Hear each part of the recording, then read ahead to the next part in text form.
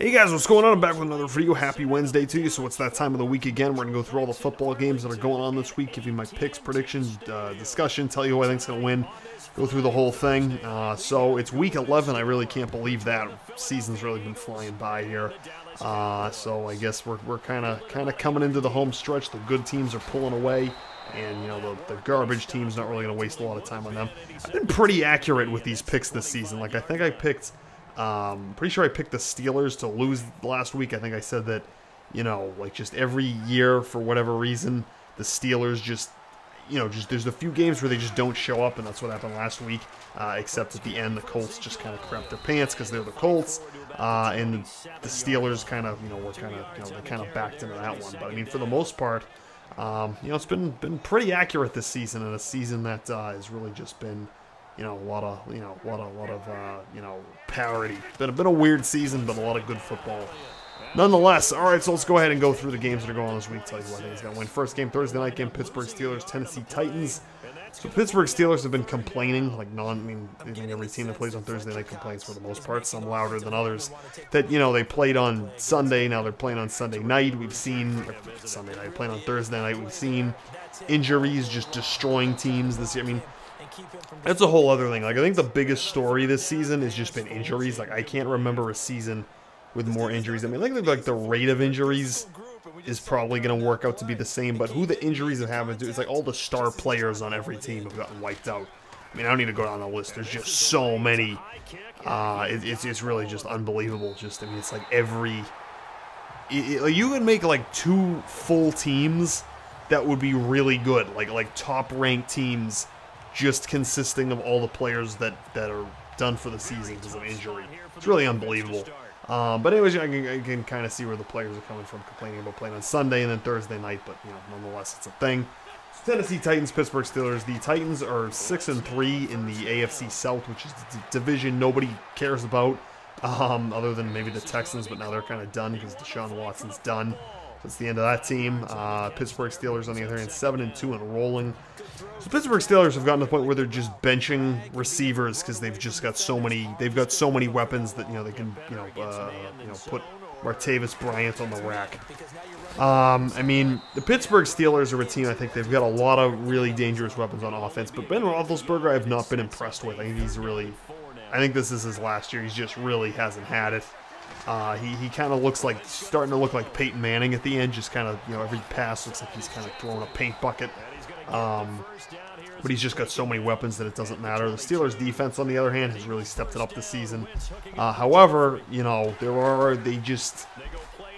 at the Steelers' schedule is really the way I would look at this, you know, because I think in the AFC, it's the Steelers and the Patriots, and the NFC, probably, you know, I don't want to say the Rams and the Eagles because those teams are really unproven. You know, they've been out of it for like a decade at this point, since the last time those teams were really, you know, strong and relevant. But looking at the Steelers, and considering the fact they kind of crap their pants in a few games every year, it just happens. I don't, you know, it's kind of like with the Dolphins last year, and, you know, so on and so forth. The only difficult game that the Steelers have left is against the Patriots, and it's very probable that game is going to be for first place in the AFC.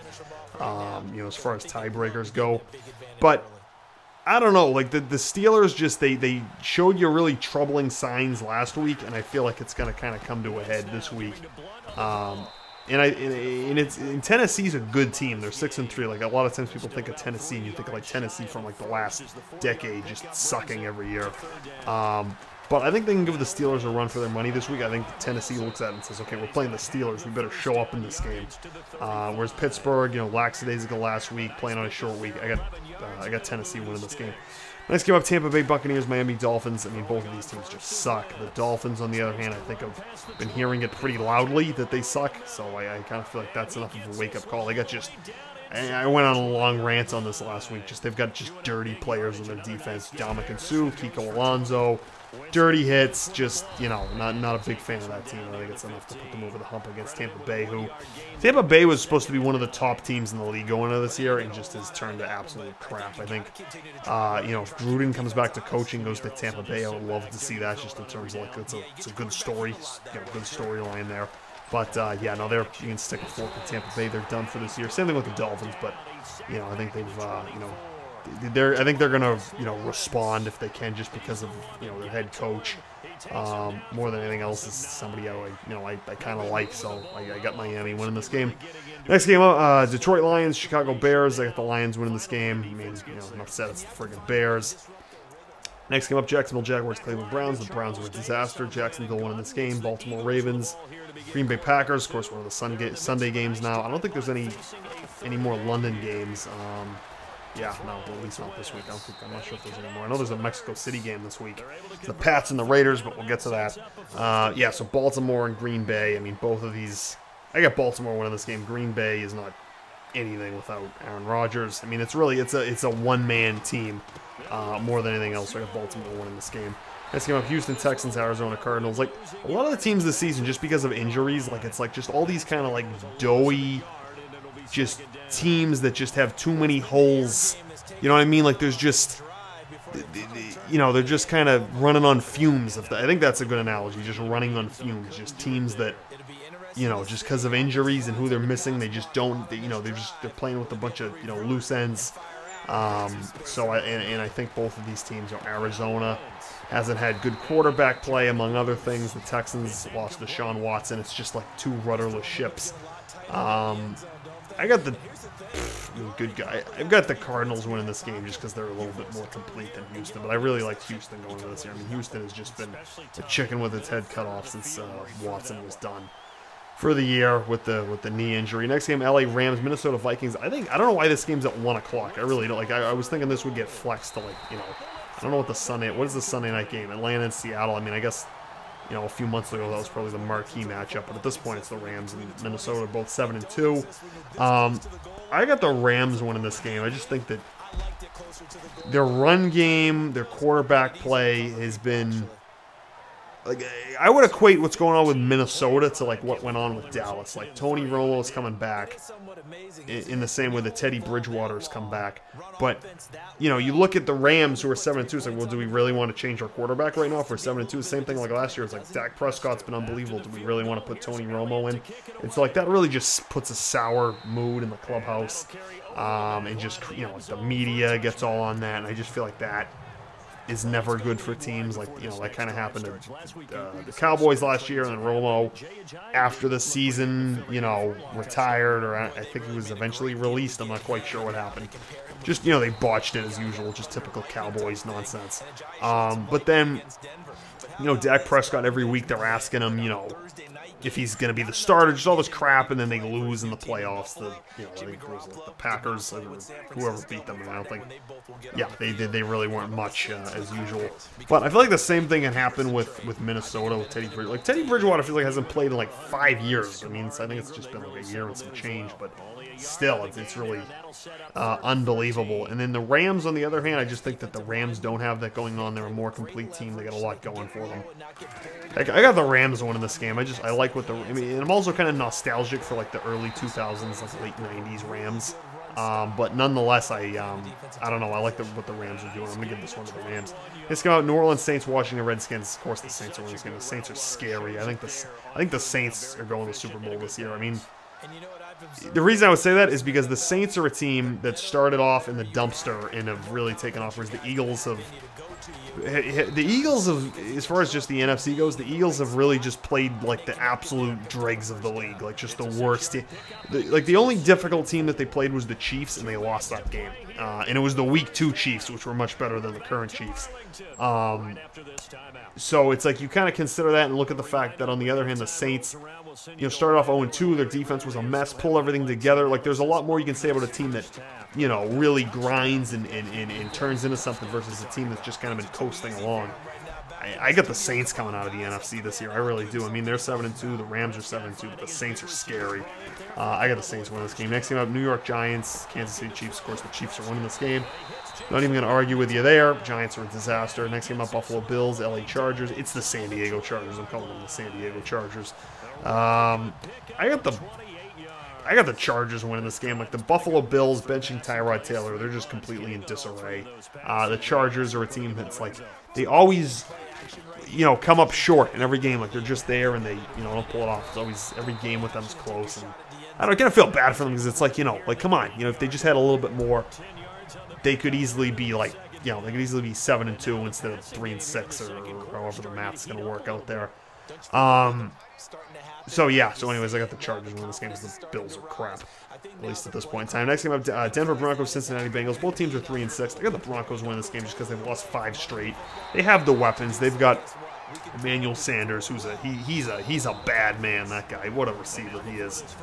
You know, Von Miller, the whole defense, Keeb Talib, just the whole team. I mean, other than the quarterback position, they've got the players. It's really the coaching. Got a first-year head coach who brought in a first-year assistants with you know, 3 quarterbacks that can't play. It's really the quarterback and the head coaching, which are like the 2 most impactful elements of an organization, are complete crap, which is unfortunate because the rest of that team is nasty. But you know, I think that they're gonna hear it from Elway and just other, like, you got people you know, working for their jobs at this point. So I mean, it's gonna be enough to get over the Bengals, the dirty team. Next game up, is this the game of the week? I think I just said there was a game of the week. Let me go back. Who did I give that to? I gave that to man, I forget. I don't know. I want to say this is. Oh no, Philly and Dallas are playing. Screw that. Screw this game. That's the game of the week. So this game here, New England Patriots, Oakland Raiders. I got the Patriots winning this game. It's in Mexico City, which I didn't even know was 7,000 feet up. And the Patriots, they played in Denver last week, which is you know, mile high. They've practiced at the same altitude, so they're gonna be ready going into this game. Whereas Oakland's 4-5. The defense is crap. In the altitude, I really think has a lot to do with that. You know, just altitude, temperature. I guess temperature's really not a factor in this one. But you know, not that I'm aware of, but you know, just all of that and the fact that they're a better team. I got the Patriots winning this game. Like, a lot of these games that you're seeing this year, the way that they're scheduled, are a result of the fact that, like, at the end of last year, you would have thought that these teams would be the best teams. Like the Sunday or Monday night game is Atlanta and Seattle. I mean, Atlanta's 5-4 and playing like trash. I mean, so it's kind of like goes to show you why, you know, these games get flexed in the prime time, because you don't really know who the contenders are going to be. Anyways, next game up, Philadelphia Eagles, Dallas Cowboys. Absolute game of the week right here. Eagles are like, this is like the real, like, first test that I think that the Eagles have had, because like I said, the Eagles. I mean, if you just look at who the Eagles have played, like if I just go to Eagles, I don't want to say the wrong thing. The Eagles have played the.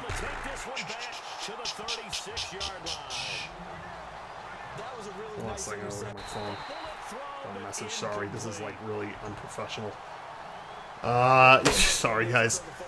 So anyways, so the Eagles schedule. Not looking at the preseason. So the Eagles have played the Redskins, they have played the Chiefs, the Giants, the Chargers, the Cardinals, Panthers, the Redskins again, and the 49ers, and most recently the Broncos. The only team in there that is an elite top 3-4 team at the time that they played them, which is important, is the Kansas City Chiefs in Week 2. I mean, the Kansas City Chiefs are a very good team right now, but in Week 2, they were friggin', they were number 1. I mean, they were killing people on that team. And the Eagles lost that game. Like, that's their one loss. So I think that, you know, playing the 49ers, the Giants, I mean, that's not really a test as far as I'm concerned. I mean, what does that tell you as far as strength of schedule goes? I mean, if you're 8-1, but you played like the 8 worst teams, you know, I don't know. That just doesn't do it for me. Whereas Dallas, on the other hand, I mean, they're out. And trust me, I'm not a big Cowboys fan. I'm really not. It's a team of criminals. But you know, you can look that up on your own time. But Ezekiel Elliott's gone now. I mean, you can argue whether or not last week that was the problem. I mean, I think it was, just in the sense that, I mean, I'm not a fan of just diva running, but just diva players in general in any sport. But just Ezekiel, like the whole, like, when they lost to Denver, like Denver's D-line, which is a force, shut down Ezekiel Elliott. And so it's not like, you know, oh yeah, I got to work on that. I got to be more prepared for it. No, he just shuts it down. You know, just bad attitude. I hate that. You know what I mean? Like, no compete at all. Just either wants the ball or just shuts it down. It's like a friggin' NBA player. So, you know, so he doesn't play last week. Cowboys lose. They become one-dimensional. Can't really run the ball the way they're used to. I mean, Elliott, as far as I'm concerned, you know, I mean, to kind of get into that briefly, as far as the suspension goes, is like the, you know, now that it's in effect. I think that last week when I did last week's video, I don't think that the court ruled that he's going to serve the suspension yet. So just to kind of talk about that, look, I mean, I think that Ezekiel Elliott, first of all, the guy's a ticking time bomb. Like, he's the, I swear to God, he's the next Ray Rice. He really is. The incident that he was suspended for, I mean, I kind of feel for him in the sense that there's text messages from the accuser, not to blame them, but I'm pretty sure there are text messages between them and like a friend or something like that they were going to try to like blackmail him. I mean, I don't have all my facts straight 100%, but I do know that existed. Like a girlfriend or somebody was really trying to put the screws to him, and then the accuser didn't show up to the hearing. You know, just all these other things, but nonetheless, I'm not going to. I absolutely believe, and I'm not sure if there might have been pictures. I mean, there's so many of these players that lose their minds and get involved, you know, you just get involved in domestic violence and other things that you start to lose track, like which Dallas Cowboy is it today that's getting arrested. But Ezekiel Elliott, you know, there's that case, which is suspect. I believe he did something. I mean, there's him pulling down the shirt. There's the, apparently there's like some tapes, I guess. There's enough things that you can say, okay, this is a guy that needs to get, you know, needs to take it, you know, take his medicine here. Because the guy's a ticking time bomb. Bad character, bad person. Really no character, no personality. He just withdrew his appeal today, but that's not really, you know, a matter of guilt. It's just a technicality. But nonetheless, I mean, he's just... There's a lot to the incident as to whether or not he deserves 6 games. You can debate that all you want. With the pulling the shirt incident, there's just enough that we know about him to say this guy deserves to get, you know, to kind of, you know, get some perspective sitting at home for 6 weeks. I mean, 6 weeks might be too long, but he needs, I don't know, he needs something because the guy's gonna, you know, go off any minute. I believe that. I think he's the next Ray Rice. I really do. Like, just, you know, unless he can kind of, if he can turn it around, fine. But just given the team he's on and the fact that the Dallas Cowboys, you know, the rap sheet's pretty long with that team. Yeah, I don't know what to say. So, well, I guess I do know what to say because I was going on for like 5 minutes about it. But yeah, so now if he had served the suspension at the beginning of the season, he'd be back and playing by now. But now he's serving it at the end of the season, which is when you really need to, you know, make a run and all of that stuff. So the Eagles are playing just like a damaged goods Cowboys team, which I don't know what that tells you. I have the Eagles winning this game, but it's going to be close because this is like the first real... They're coming off a bye week. They've played garbage teams, and the one really good team they lost to, or one really good team they played, they lost, or that they lost to. So it's going to be a real test. I really think so. It definitely deserves Sunday night. You kidding me? Just this Cowboys, Eagles, that's a huge ratings machine. So, yeah, so I got the Eagles winning this game simply because Carson Wentz, and I should be talking more about the Eagles than the Cowboys. I mean, because there's a lot of good things to say about the Eagles other than just criticizing them for their strength of schedule. Carson Wentz has been playing like late 90s, early 2000s Brett Favre. Like, just hanging in the pocket, taking hits, getting just, you know, getting passes off. You don't even know how he did it. Carson Wentz, man, in that defense, and just, that's a real team. It's just, I need to see them play. You know, the Cowboys, the Rams, the Seahawks, the Steelers, the Patriots, which I don't even know if those, I don't think those games are even on the schedule. But I need to see how they do in those games, and then I can really tell you. But just, forget the strength of schedule. Carson Wentz has been playing unbelievably. He can ball. There's no, I can't take anything away from him. So I got the Eagles winning this game. The Cowboys are damaged goods, and Carson Wentz is, you know, got to put that team on the top. Last but not least, Seahawks, Falcons. The Falcons are a shell themselves. I got the Falcons winning this game because of the fact that they're starting to become a laughing stock. You know, like the 28-3 memes and all that stuff. And they've got the weapons, and the Seahawks, on the other hand, or another team that's a shell of their former self, just less so because their coaching and their front office and the quarterback actually have a clue. I really didn't like last week when Russell Wilson, like, you know, he gets a shot in the head, So it's like, all right, concussion protocol, he's going to win the 10. But if Russell Wilson goes down, that's kind of like that team's screwed, right? So he goes on the sideline, like they put him in the 10 for a second, he runs out, like just totally skirting the concussion protocol. I mean, we know how bad concussions are. The Seahawks are a team, like, I know everybody accuses the Patriots of cheating, but the Seahawks, you got to really look at some of this. So, like, the Seahawks get so many ridiculous calls that aren't right, but go in their favor. They got Russell Wilson skirting the concussion protocol. The whole league, like, there's some stuff going on with that team. Like, I know the Patriots always take all the flack, but the Seahawks, they get away with a lot. They really do. But, again, like, the Falcons, on the other hand, like, that's a competent team other than their coaching. And, you know, the team's a little bit shook after that Super Bowl, like everybody thought they would be. But I feel like they need to respond to the fact that they've sucked. I've got them winning this game. Alright, guys, well, that's going to do it for this week's video. So hope you enjoyed this one. Let me know in the comments if you agree, disagree, anything like that. But other than that, until next time, that's going to do it for this one, guys. Thanks for watching.